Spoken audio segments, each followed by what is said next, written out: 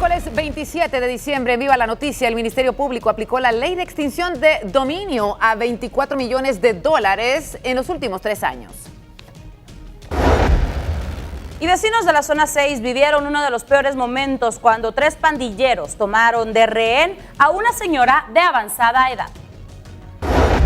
La ley de banco de datos genéticos con 19 artículos buscará reducir los niveles de impunidad en delitos sexuales. Y una pareja de novios utilizaban carros robados para el cobro de extorsiones y se sospecha que asesinaron a pilotos de buses. Noticias del mundo, un avión derrapó en una pista congelada del aeropuerto de Boston sin dejar heridos, afortunadamente. Y en otras noticias internacionales, expulsados de su hogar por la guerra, ahora miles de sirios se enfrentan el frío en los campos de refugiados. Son las 6 de la mañana con 52 minutos. Estas son algunas de las noticias que le hemos estado comentando desde que arrancamos a las 5:45. Recuerde que tenemos toda la información de lo que sucede en Guatemala, el interior de la República y también el tránsito, que está bastante tranquilo a esta hora de la mañana. Por supuesto, una información bastante completa, pero es también momento de dirigirnos al interior de la República y conocer cuáles son las noticias departamentales para este día. Ya está listo Julio de León. Adelante.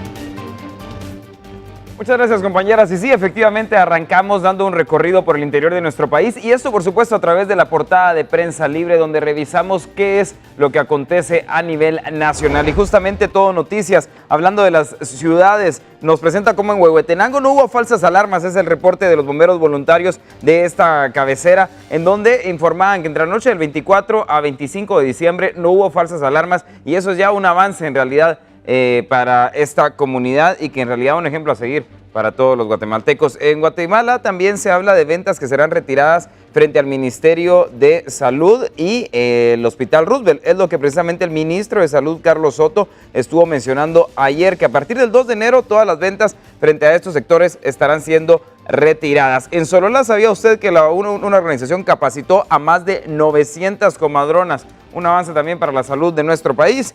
Menciona también como en El Progreso un grupo de vendedores se niega al traslado, hablando del incendio y las consecuencias que este ha traído. Algunas cifras también alrededor de Guatemala y San Pedro Zacatepeques y una vista de, pues bueno, la antigua Guatemala en el área donde ha sido tomada esta fotografía. Vamos ahora a revisar ya las noticias departamentales.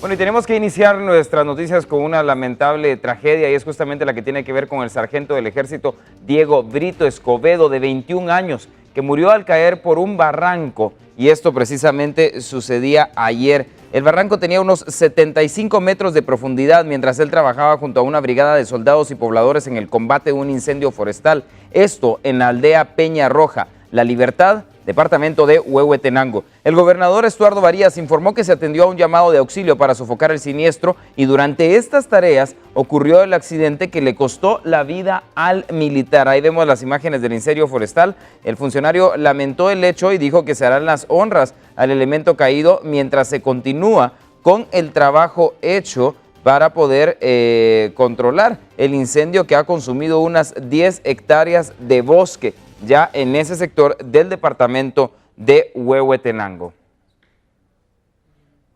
Importante información también la que surge desde Quetzaltenango, es que vecinos de este sector solicitan a las autoridades municipales reformar el reglamento del centro histórico para que los habitantes puedan hacer mejoras en los inmuebles que poco a poco se están terminando por los últimos incendios que se han registrado. Los incendios en la zona 1 de Xelajú, que han dejado pérdidas económicas y dañado edificaciones históricas, solo evidencian que es necesario que los dueños puedan hacer mejoras sin tener complicaciones en la oficina del centro histórico. Un poco también que la municipalidad no apoye en quitar tantos requisitos para poder remodelar. Está bien que se quede el estilo colonial, pero que no sean tantos requisitos lo que le pidan a las personas para que tiene que permanecer el estilo colonial, que no se tiene que quitar esto, que se tiene que cambiar el otro. O sea, y es muy tardado, es muy costoso y siento que eso afecta bastante también porque hay casas que tienen cableados muy viejos y no los pueden cambiar. Agentes del Ministerio Público investigan de oficio el incendio que consumió 5 viviendas del centro histórico la madrugada de la Navidad. Después de la evaluación que hicimos, se evidencia una total falta de mantenimiento en las partes superiores del inmueble, lo que conocemos como tapanco, una serie de agregados físicos y espaciales en el inmueble, instalaciones eléctricas provisionales. Con eso no estoy diciendo que esa haya sido la causa, ¿verdad? Y una total falta de mantenimiento del inmueble. El 31 de julio del 2015, un pavoroso incendio consumió casi una manzana del centro histórico, dejando pérdidas humanas y más de 25 millones de quetzales en daños.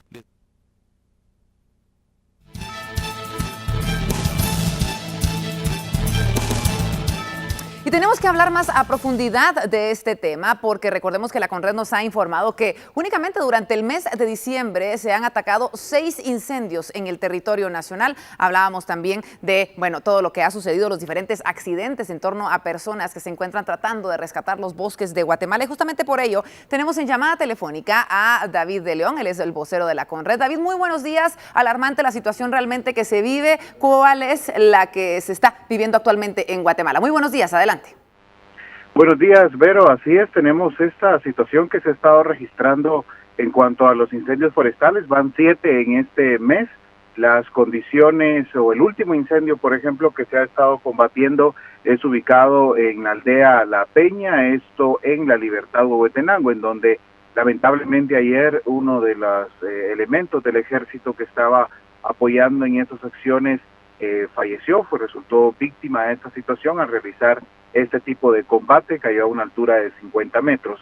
Pero sí tenemos que hablar sobre el incremento de los incendios que se están dando, esto generados también en la mayor cantidad, esto es de forma intencionada, y luego los vientos que se están presentando en el territorio nacional que genera que también el fuego se propague mucho más rápido. Para el combate de estos incendios tenemos el apoyo tanto del Ejército de Guatemala, también de los diferentes cuerpos de socorro, personal de Conred, comunitarios, personas voluntarias que van, pero sí se les brinda medidas de precaución para que consideren al momento de estar combatiendo un incendio forestal. Estos incendios que se han presentado, estos 7 incendios, se han dado tanto en departamentos como Guatemala, Zacapa, Huehuetenango. Ayer también teníamos uno en el departamento de Sololá que ya está en un 80% controlado. Hay un seguimiento que se da ahí también con el CONAP, con el INAV, en fin, varias entidades, todas trabajando para evitar que los incendios forestales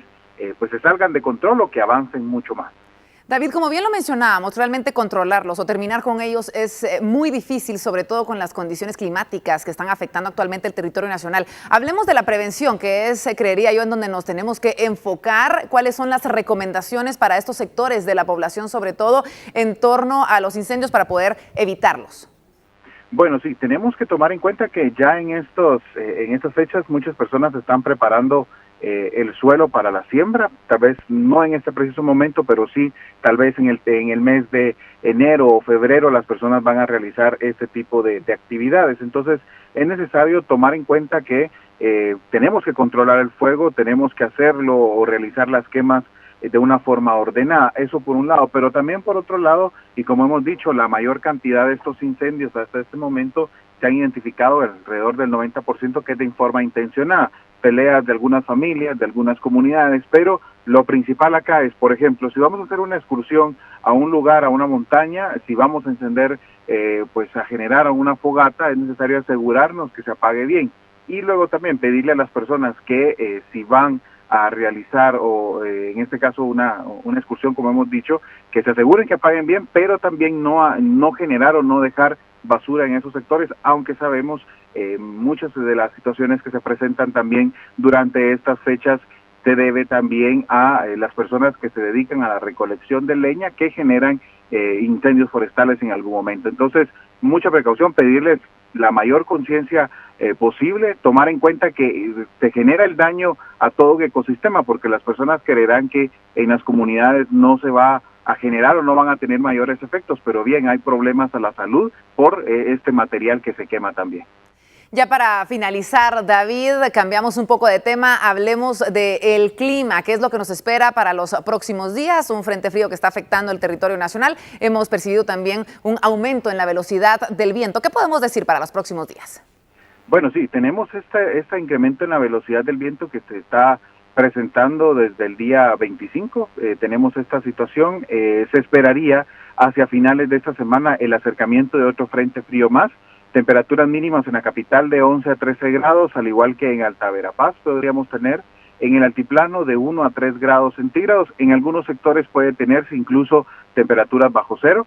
Tenemos que considerar este tipo de condiciones que vamos a tener para 30, 31 de diciembre y también para el 1 y 2 de enero del 2018. Gracias por la información completa. Entonces, completo el análisis que nos daban en torno a los incendios y también al clima que estará afectando el territorio nacional en los próximos días. Será David de León, vocero de la Conred. Muchas gracias por tomar nuestro llamado. Tenemos que seguir con nuestro recorrido departamental y analizar la pregunta del día en torno a los incendios forestales. ¿Cuál ha sido su opinión en torno a este tema? ¿Cuál cree que deben ser las medidas para evitar los incendios forestales?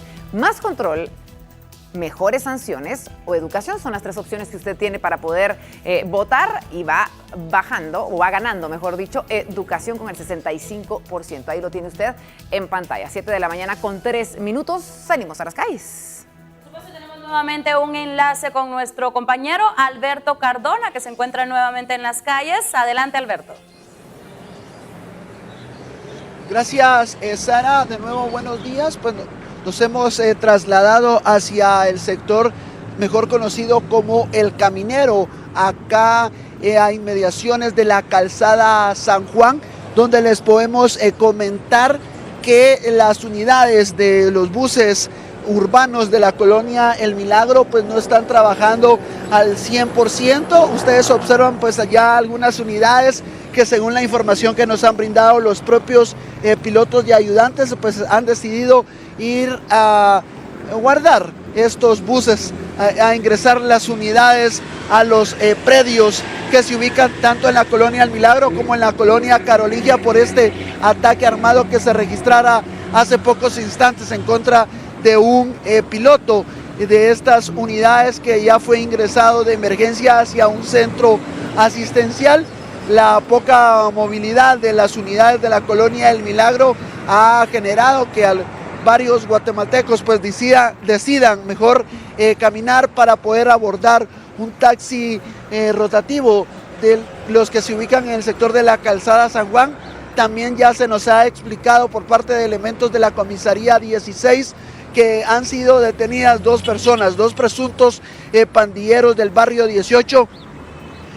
Son, según el dato que nos están brindando, es hombre y mujer integrantes de este grupo delictivo, quienes serían los responsables preliminarmente de este ataque armado. Ellos ya fueron trasladados bajo fuertes medidas de seguridad por una unidad de la comisaría 16 hacia el juzgado de Misco, donde nos estaremos movilizando en la unidad móvil de Viva la Noticia para que usted tenga los nombres, apellidos y alias de estos dos presuntos responsables y pandilleros de atacar esta unidad del servicio urbano de la colonia El Milagro. Hay que recordar que dentro del dato que manejan las autoridades de la comisaría 16, acá en el sector de la calzada San Juan, las rutas de la colonia El Milagro han sido las unidades más atacadas durante este año. Solo este año se han registrado más de 18 ataques armados en contra de pilotos y ayudantes de las rutas a la colonia El Milagro. Tómelo, como repito, muy en cuenta. Los pilotos han decidido no trabajar al 100% porque siguen siendo víctimas de estas amenazas. Ya nos hemos comunicado con las autoridades misqueñas, específicamente con los jefes de los sectores que brindan la vigilancia de la policía municipal de Misco, y nos han explicado que ya han girado la orden para poder brindar ya más seguridad a favor de los pilotos de la colonia El Milagro. Como repito, 2 presuntos pandilleros ya han sido capturados por parte de elementos de la comisaría, 16 trasladados bajo fuertes medidas de seguridad hacia el juzgado de Misco. Imágenes de mi compañero en cámara Salvador López, soy Alberto Cardona. Y con esta información desde el sector mejor conocido como El Caminero, acá en inmediaciones de la Calzada San Juan, yo regreso con ustedes a los estudios centrales de Viva la Noticia. Gracias, Alberto, por esta información importante, lo que está sucediendo en las calles, y se lo presentamos nosotros acá en Viva la Noticia. Por supuesto, nos vamos nuevamente con nuestro compañero Julio de León, que tiene más información para todos nosotros. Vamos, Julio. Claro que sí, compañeras, y teníamos que concluir con esta parte de noticias departamentales, pero nos vamos hasta Quiché, donde José Pérez Chen, exalcalde de San Juan Cotzal, Quiché, fue fallecido, y esto por causas naturales. En realidad la historia es, sumamente particular. Si usted se recordará, este alcalde fue detenido en el 2009. Las causas, como le menciono, fueron naturales y el pasado lunes fallecía entonces en la cárcel de Cantel, Quetzaltenango. Pérez Chen cumplía una condena de 82 años por haber torturado y quemado a un agente de la Policía Nacional Civil en ese municipio en el año 2009. La captura del ex jefe edil requirió fuerte operativo donde se incluyeron más de 3,000 agentes de la PNC, Ministerio Público y Ejército de Guatemala en el año 2011. A partir de ese momento ya no salió de la cárcel, padecía de depresión, problemas cardíacos y diabetes y se cree que fue la causa de su muerte. Su cuerpo será trasladado a San Juan Cotzal, donde se realizará su sepelio. Es lo que sucedía en Quiché, pero por supuesto tenemos que ampliar la información acerca de algo que sucede en la antigua Guatemala. Verónica. Gracias, Julio. Sí, tenemos que hablar de lo que sucede en general en Guatemala y a continuación tenemos que recordar esta decisión del presidente Jimmy Morales del traslado de la embajada en Israel de Tel Aviv a Jerusalén.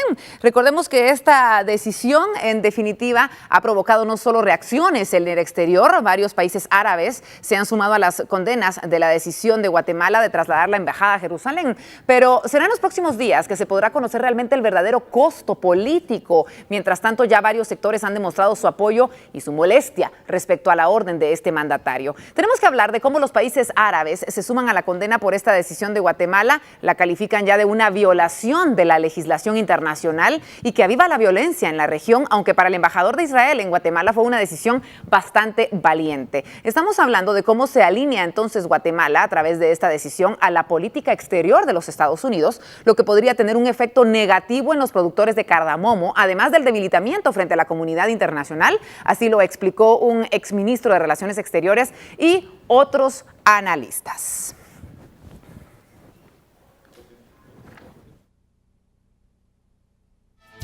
Y tenemos que seguir hablando de este tema y lo hemos dicho desde el inicio de nuestro programa. Vamos a analizar cuáles serían estas repercusiones que podría tener Guatemala y tenemos en línea telefónica al señor Eduardo Stein, sabemos ex canciller y por supuesto ex vicepresidente de Guatemala. Es un gusto saludarlo, tenerlo en línea con nosotros y poder hablar sobre estas repercusiones y los impactos, sobre todo económicos, que podría tener para nuestro país. Muchas gracias por tomar nuestra llamada. Muy buenos días. Adelante. Muy buenos días, a sus órdenes. Importante poder analizar esta decisión que tomaba el presidente Jimmy Morales de trasladar y de apoyar de esta manera la política exterior que está manejando Estados Unidos. ¿Cuál es su análisis respecto a esto en primer lugar? Bueno, lo único que conocemos realmente son las declaraciones del propio presidente y de la señora canciller de la República respecto a un gesto de amistad histórica con el pueblo y el gobierno de Israel. Sin embargo, nosotros en Guatemala hemos observado tanto en este tema como en otras relaciones, digamos, un curso más prudente que en modo alguno cuestiona ni lastima nuestra amistad histórica con el pueblo y el gobierno de Israel, pero en este caso no alcanza a explicar suficientemente esta decisión, el mero gesto de amistad expresado por el presidente, pero como desconocemos qué otros temas pudieran haber intervenido en esta decisión, sobre todo porque respalda junto con otros 7 gobiernos miembros de la ONU la posición de los Estados Unidos. Nosotros más bien lo que hemos tratado de visualizar es el impacto interno en primerísimo lugar que pudiera tener. Y tal vez 2 cifras elocuentes. Si comparamos las 125,000 familias que se dedican al cultivo del café y que lo venden a través de intermediarios, con las 350,000 familias vinculadas al cardamomo que exportamos casi en su totalidad a los países árabes, no podemos dejar de recordar el antecedente del presidente Ramiro de León Carpio, que en su momento quiso trasladar la embajada de Guatemala de Tel Aviv a Jerusalén.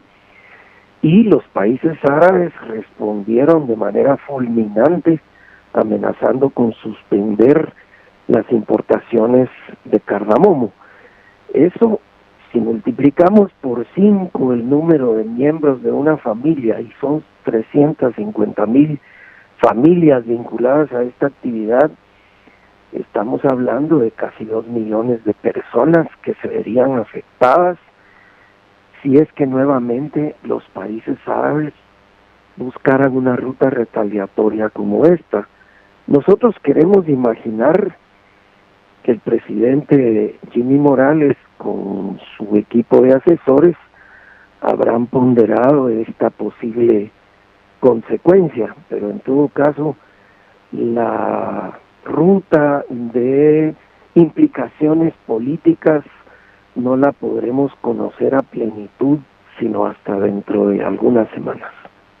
Doctor, teníamos la oportunidad de leer una entrevista que usted le cedía a Prensa Libre, que justamente se ha publicado esta mañana, en donde literalmente sus palabras eran: la abstención no lesionaba la amistad, es decir, simplemente con que no se manifestara o no se hiciera absolutamente nada al respecto, no traía repercusiones para Guatemala. ¿Es esto lo que usted quería decir?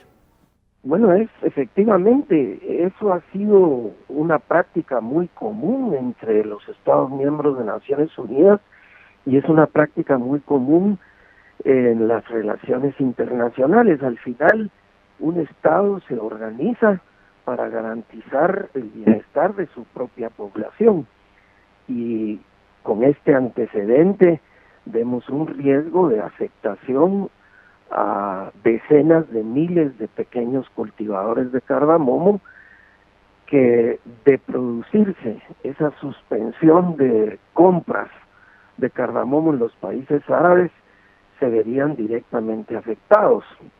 En ese sentido, una ruta más prudente habría sido en efecto la abstención, pero insisto, no conocemos otro tipo de motivos que pudieran haber sustentado y alimentado la decisión del señor presidente Morales.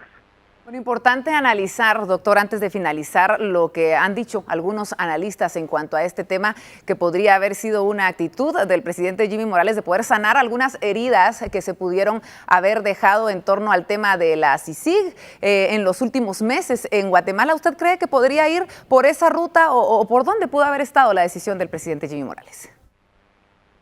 Mire, yo no quisiera ser irresponsable de ponerme a especular sobre, insisto, temas cuya información completa no conocemos.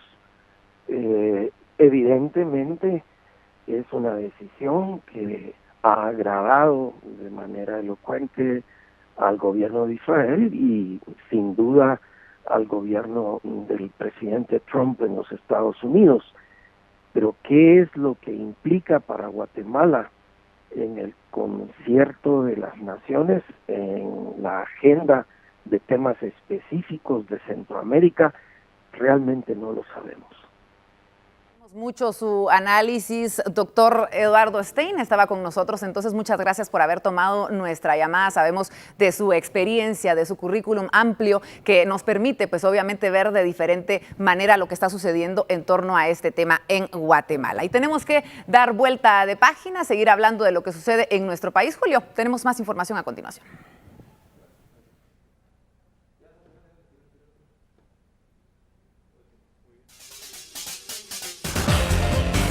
Claro que sí, arrancamos con este recorrido internacional, entonces vámonos directamente a Perú, donde el expresidente peruano Alberto Fujimori pidió perdón por los actos de su gobierno, hablando del periodo de 1990 al 2000, 2 días después de que el actual mandatario, Pedro Pablo Kuczynski, decidiera indultarlo. Del indulto humanitario. El expresidente peruano Alberto Fujimori pidió el martes perdón por los actos de su gobierno entre 1990 y 2000. Lo hizo desde la clínica donde está internado, 2 días después de haber sido indultado por el actual jefe del Ejecutivo, Pedro Pablo Kuczynski. Soy consciente que los resultados durante mi gobierno de una parte fueron bien recibidos, pero reconozco por otro lado que he defraudado también a otros compatriotas. A ellos les pido perdón de todo corazón. Fujimori cumplía desde 2005 una condena a 25 años de prisión por corrupción y crímenes contra la humanidad. Su indulto ha generado una nueva tormenta política contra Kuczynski, que el jueves se había librado de ser destituido por el Congreso al recibir el apoyo de una parte del fujimorismo. El Perú está primero. Vámonos ahora a Venezuela, donde un grupo de opositores venezolanos excarcelados acudieron el martes al Palacio de Justicia en Caracas para poder confirmar que tras haber sido liberados el fin de semana, ahora gozan de la libertad plena, pero piden que el resto de presos políticos también puedan salir de prisión. Escenas de reencuentros en Venezuela. Un grupo de los 44 opositores que fueron liberados el fin de semana acudieron el martes al Palacio de Justicia en Caracas para verificar su situación legal. Sus documentos indican que gozan de libertad plena. Sin embargo, excarcelados estiman que la suya es una liberación a medias, ya que en el país todavía hay decenas de presos por razones políticas.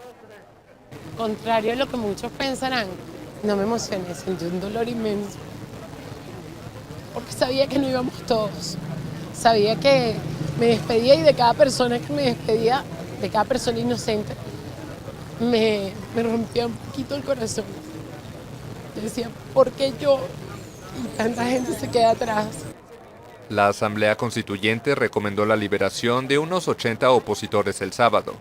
Según la organización Foro Penal, aún quedan 216 de los llamados presos políticos en Venezuela.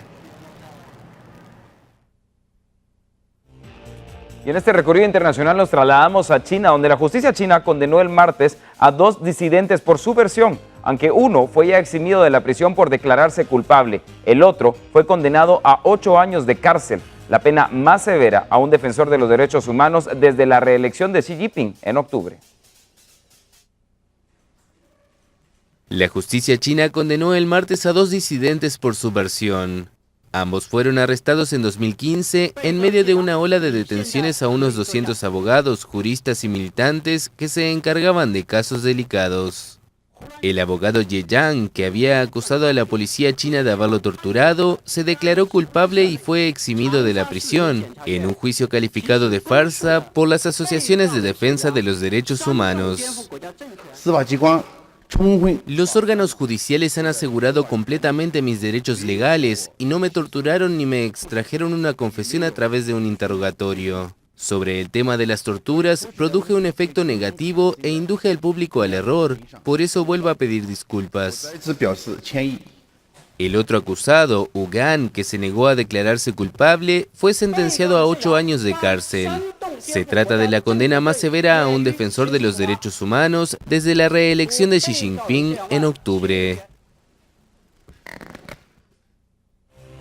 Así como terminamos nuestro primer bloque de noticias internacionales, por supuesto que más adelante seguiremos ampliando información de lo que acontece en el mundo. Por ahora continuamos con más en Viva la Noticia. Muchas gracias, Julio. Información importante que como siempre compartimos con todos ustedes. Como si nada, son las 7 de la mañana con 20 minutos. Rapidísimo, hemos avanzado en este recorrido informativo, pero por supuesto aún queda bastante información que compartir con todos ustedes. Esto y más, al volver no se vaya.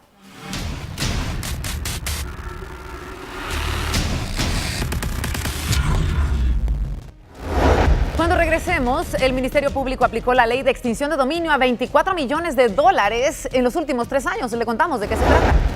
Además, vecinos de la zona 6 vivieron uno de los peores momentos cuando 3 pandilleros tomaron de rehén a una señora de avanzada edad. Además, expulsados de su hogar por la guerra, ahora miles de sirios enfrentan el frío en los campos refugiados. Y entre otras noticias, tenemos información sobre el fallecido en un incendio forestal. En el deporte hablamos de Harry Kane, que es el máximo goleador. El inglés se lleva el título.